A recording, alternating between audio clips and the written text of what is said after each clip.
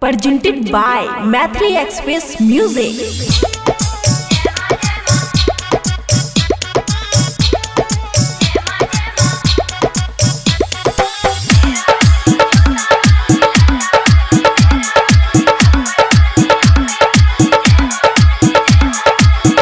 खुशी recording studio बलुआ।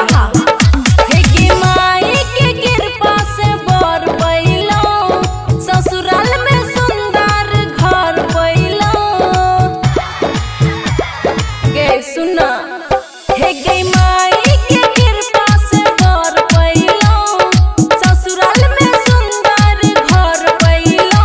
हे गई सपना सजेलो रूप माई के पैलो, हे गई सपना सजेलो रूप माई के पैलो।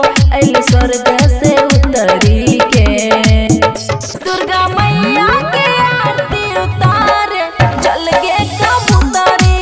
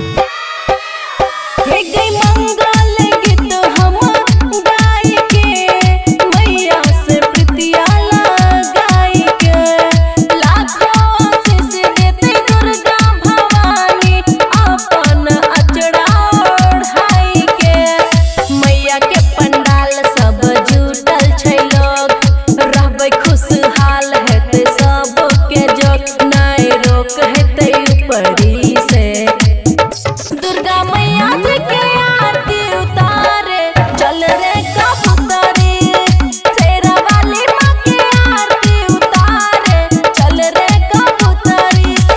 डीजे गुड मधुबनी,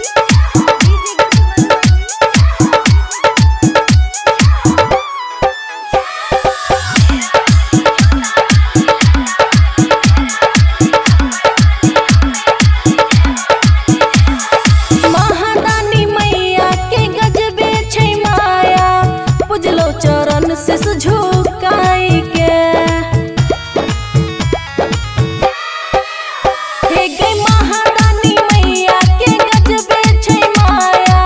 पूजलो चरण से झुकाई के अमनवती के रखने छै मैया अपन पुजारी बनाई के।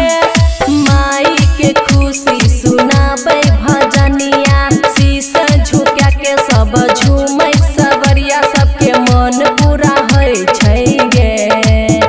दुर्गा मैया के आरती उतारे चल गे कबूतरी, शेरा वाली माँ के आरती उतारे चल गे कबूतरी। खुशी रिकॉर्डिंग स्टूडियो बलुआ।